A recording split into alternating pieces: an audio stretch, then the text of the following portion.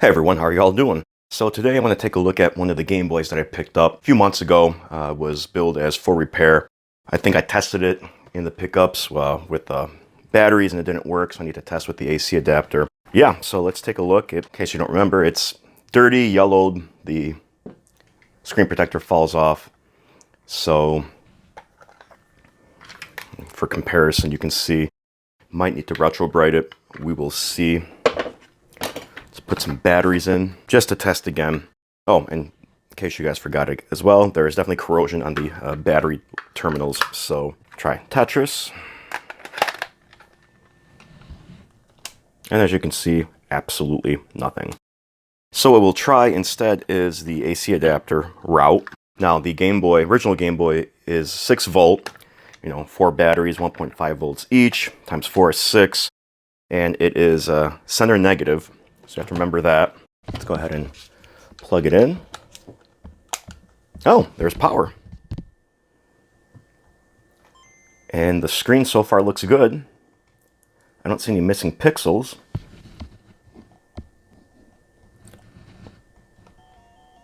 Sound works.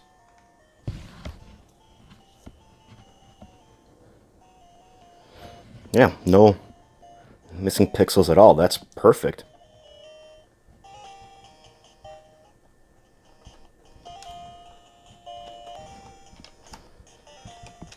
Start button is a little sticky, but it works. So that could be a good sign. We'll go ahead and get this guy opened up and see what we find inside. We'll use this to store the screws temporarily.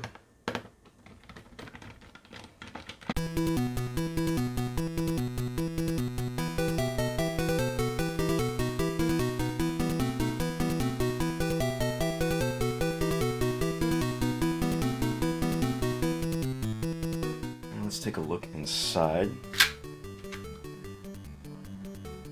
Ooh, I see a dead critter. This little spider right there. A little bit of dust.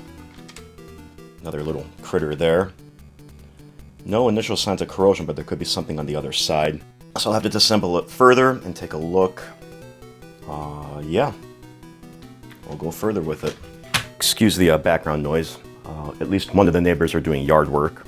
Although it's really hot out, I don't know why they would be doing it today, but it's not up to me. So I'm going to disconnect this ribbon just so that I don't run the risk of damaging it. There.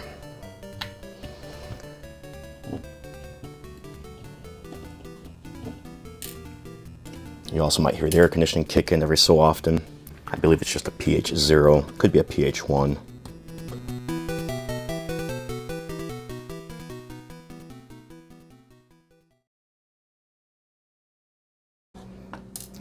Alright, so try not to lose the power switch this time, like I did the last time. Yeah, just some dirt and stuff. Otherwise, it's in pretty decent shape. Examining the board itself, I don't see anything wrong with the capacitors or anything, any corrosion on the main PCB. I don't know if you see anything. Not the best lighting. There's the power circuitry, which I think you can get replacements. There might be a little... No, actually it's just... I think everything's fine here, so let me look at the battery terminals there. This one's nice and shiny. This one's a little dull, although it's hard to tell with the lighting. Maybe a little bit of flux residue, or it could be some sort of liquid. Definitely some corrosion on this pad here. So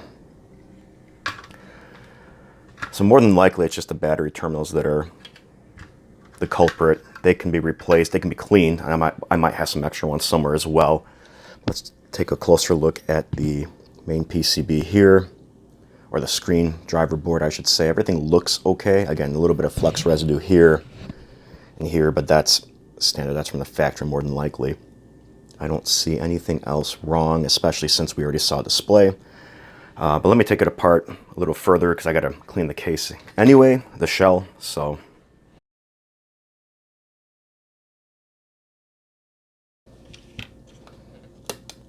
now, because the screen is held together with some adhesive, I'm just going to wriggle it back a little bit. Hopefully try to loosen it up. Not enough though. I don't want to touch the screen directly and put pressure on it because yeah, there's still some adhesive on this side here, except for up here. And you got to do this carefully so you don't shatter the screen, obviously. There we go. Yeah, doesn't look like I did any damage to the screen, fortunately, so. But yeah, everything looks good otherwise. I don't see any issues here. Just give it a quick cleaning, and that should be good enough for that. A little bit of gunk there. And there's a little bit of something where the start button was, so might have to give it a more thorough cleaning. But otherwise, I'm going to go ahead and take the rest of this apart, take the shielding off here, get this soaking, and clean it, and see if I need to do any retro brighting or not. I'll be back. And here's just a little bit of post-cleaning. You can see it's definitely yellowed. I was in the basement, furnace was running, it was just loud in there, especially with the neighbors still doing yard work. But I wanted to record a little bit so you can see the contrast between the front and the backing, or the interior of it. Yeah, we're going to need to do some retro brighting. And in this next shot, I'm preparing for it. I did the soak method, and I built myself a little retro bright box with a UV light. It's going to take a while. Okay, so everything's clean. I even retro brighted the shell. It's not perfect. There's still a little bit of slight yellowing, but it's definitely not as bad as it was. I don't know if you can still see the contrast between the two or not, but I think it's good enough. I didn't want to potentially run the risk of marbling it or anything. I also managed to clean most of the existing adhesive on the screen lens, but little bits and pieces I could not remove. I even tried some of this, what is it called? Dissolve it. I just put some into this little spray bottle. I have a larger spray bottle of it. It's typically used to remove adhesives, caulking, things like that. Like I said, I was able to get rid of most of it. I did get rid of all of it on the primary shell itself, so there are some storms in the area. I've been trying to record in between, but it doesn't seem like I'm having much luck. I think I got a little bit of dissolvent on there. Must be leaking from the bottle. Oh well. The other thing I had to do was try to clean the corrosion off of the battery terminals. This one came out just fine, the one that's labeled W1. But the two W2s, which go on the bottom of the shell, not quite as good. Some of the copper started getting exposed. This one will probably work, but this other one effectively just cracked in half due to all the corrosion, and I don't trust it. So I just went and grabbed a couple of spares that I had laying around from a previous Game Boy project, so I'll just use those. Should be no issue. In fact, let me get those installed now so that I don't forget. Just I gotta remember how they go in. Yeah. So let me bend this little tab out slightly. I'll grab the other two as well. You don't have to bend the tabs out too far, fortunately. All right, so W1 definitely goes on top. There, you hear that snap? It's in, ready to go.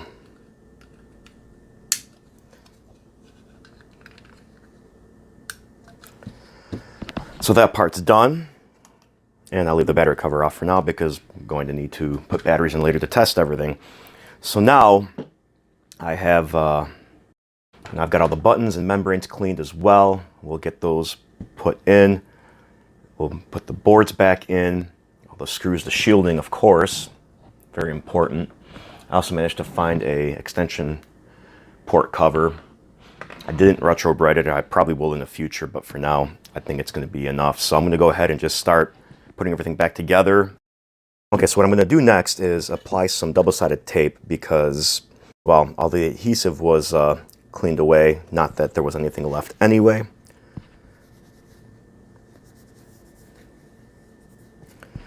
So we'll go ahead and I'll get that on there, trim it with the X-Acto knife.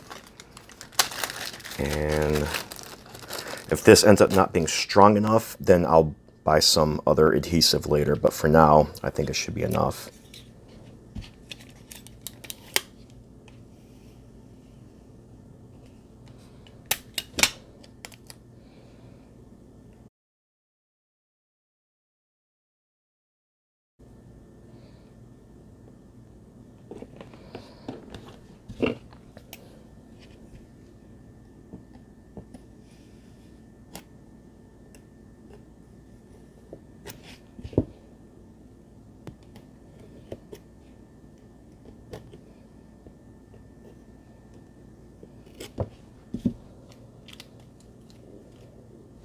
And voila. And now we'll put the screen lens itself back on.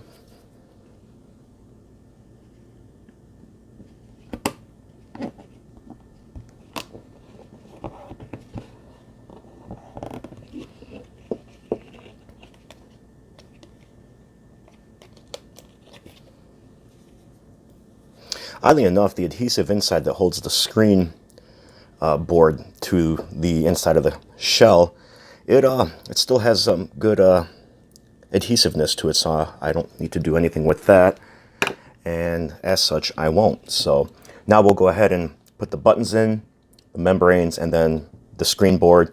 We'll put the system board here and wrap it all up.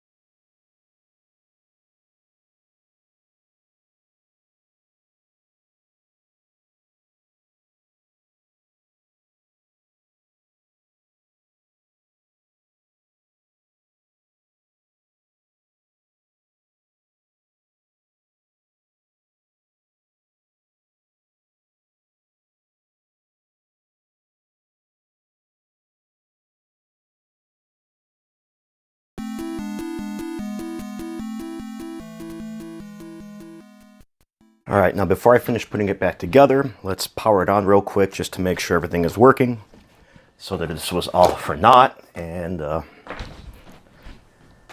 go from there.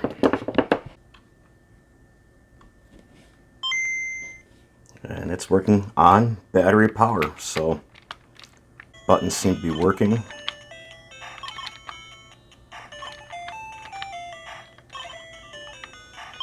All right, let's finish this up and do a final conclusion.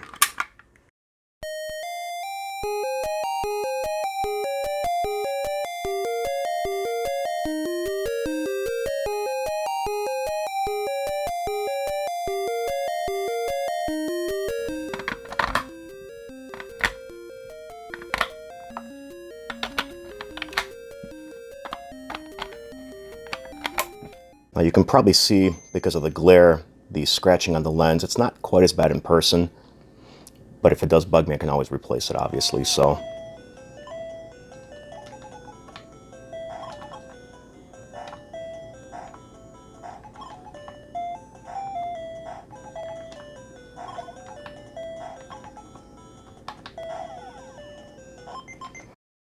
that's it. Another Game Boy saved from a landfill or from a spare parts bin or anything like that.